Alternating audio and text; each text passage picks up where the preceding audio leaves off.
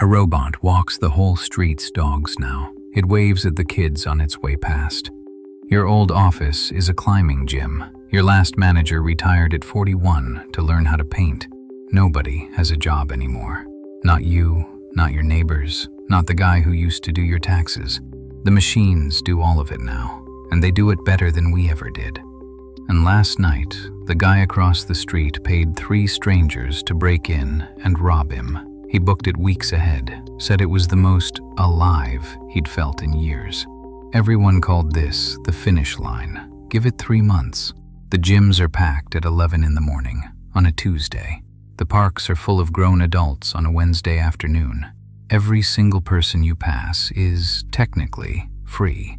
The money still comes. The first of every month, no strings, no questions.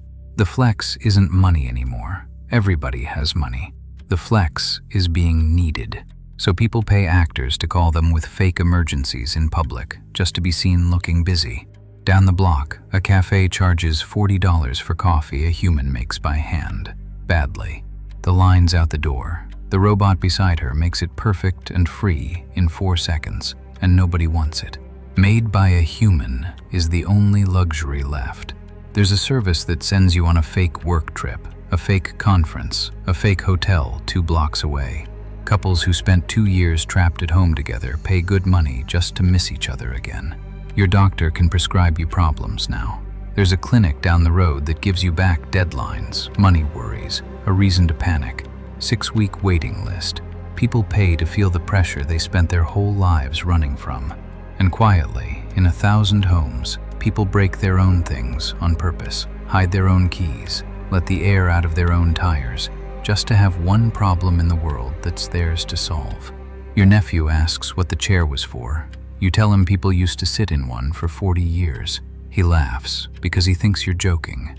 And then there are the refusers, the ones who turned the provision down. No robots, no comfort, no easy anything. They live out past the edge of town, doing everything the hard way, on purpose, and they look at the rest of us like we're already dead. Half the world says they're a cult.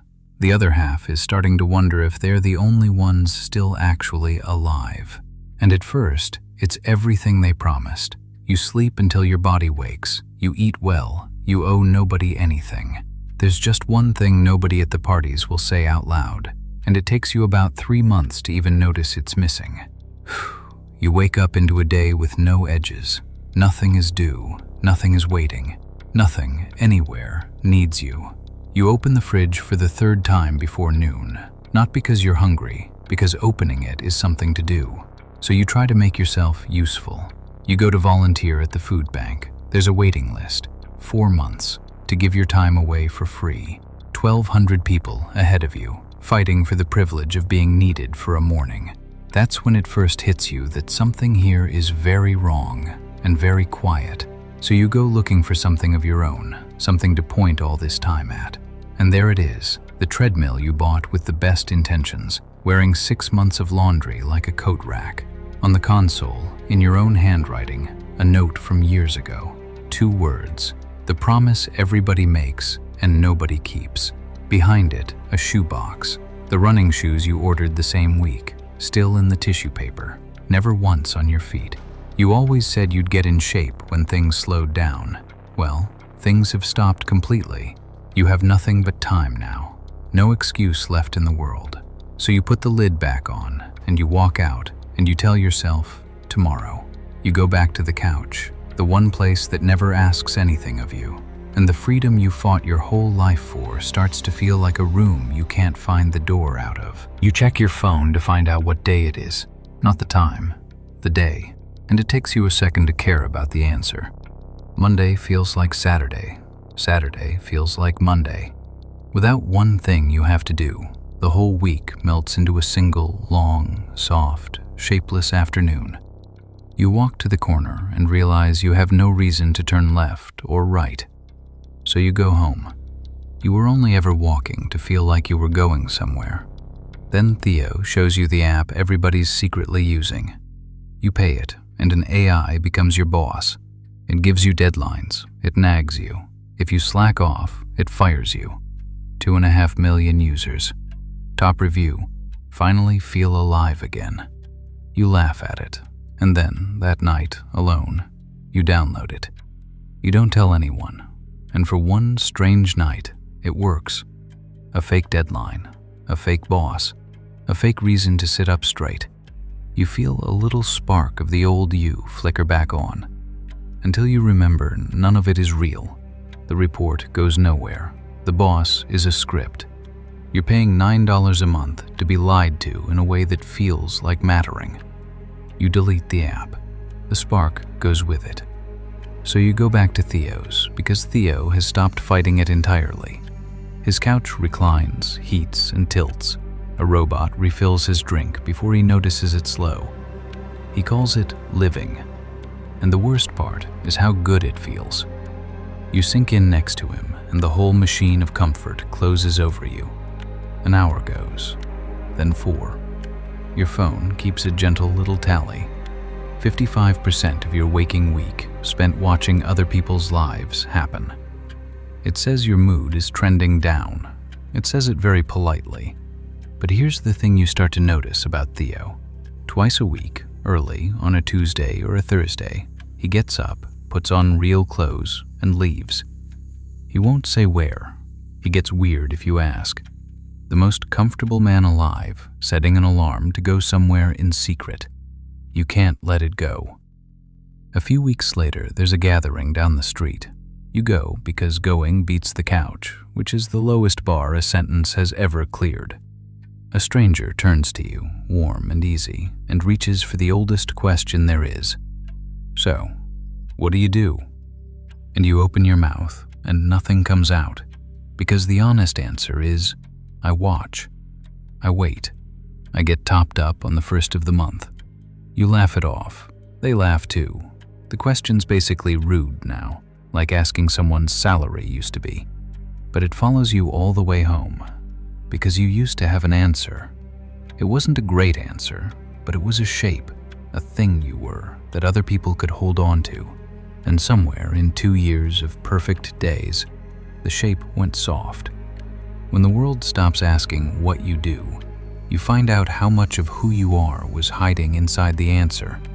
And tonight, lying in a house that runs perfectly without you, you decide you have to know where Theo goes. So the next Tuesday, you follow him. He walks 6 blocks to a dead office tower, windows dark, lobby empty, looks both ways like a man with a secret, and slips inside. You slip in behind him. Down a flickering hall, there's a plain door with a keypad and a little handwritten card. It just says, The Office, Members Only. And then the door opens, and you're staring at the last thing you expected. A full floor of offices. Real cubicles, real keyboards. Dozens of people dressed for work, typing like their lives depend on it. It's a job, a whole fake job. The boss on the wall is an AI, the deadlines are invented, and every single person on this floor paid to be here. You watch a man get fired. He's been told his numbers slipped. He packs a little box, and he's crying, actual tears, because for 1 month in a building full of strangers, he got to feel like it mattered whether he showed up. And then Theo turns around and sees you, the most comfortable man alive, caught at a fake desk with a fake name tag. He doesn't try to explain. He just says the truest thing anyone said to you in 2 years. The couch was killing me, he says. At least here, somebody notices if I don't show up. And you look around this room full of people paying by the hour to be lied to, and you finally understand the quiet thing nobody would say at the parties. Everybody is drowning. They're just better at hiding it than you are. Right on cue, your assistant offers you a desk of your own. Premium tier, it says. Feels completely real. You'll forget it isn't. And God, you want to say yes. 1 tap and you'd have a place to be tomorrow. A boss. A box to cry over someday. It would feel like a reason.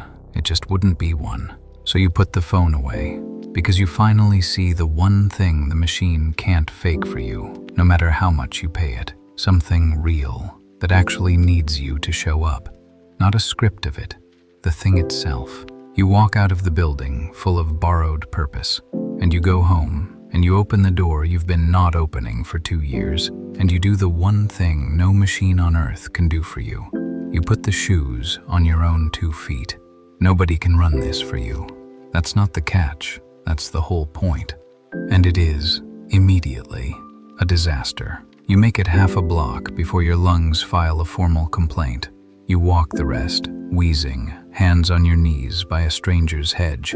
It is the worst you've felt in 2 years, and it is the first time in 2 years you felt anything sharp enough to still be there in the morning. So you go again, and again, and one morning you take the note off the treadmill, the one that said, "When there's time."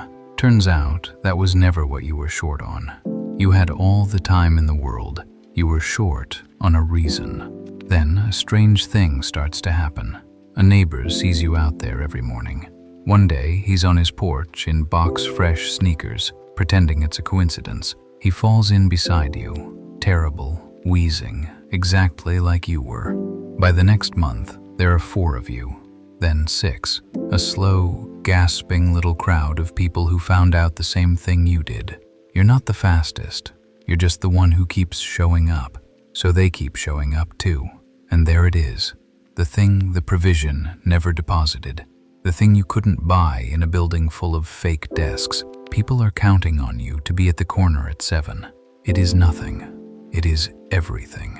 You think about the refusers out there past the edge of town, doing everything the hard way. You used to think they were insane. Turns out, you didn't have to throw the whole world away. You just had to find one hard thing that's yours and show up for it. That night, your kitchen is full of sweaty, laughing people you dragged out of bed. You cook for them, badly, the robot watching from the corner with nothing to do. It could have made it perfect. You're glad it didn't. That night, you do something you haven't done in 2 years. You set an alarm. Your assistant lights up, baffled. You set an alarm. Was that a mistake? It can cancel it. It can let you sleep in. It genuinely cannot work out why a free man would choose to get up early to suffer. You turn it off and go to sleep.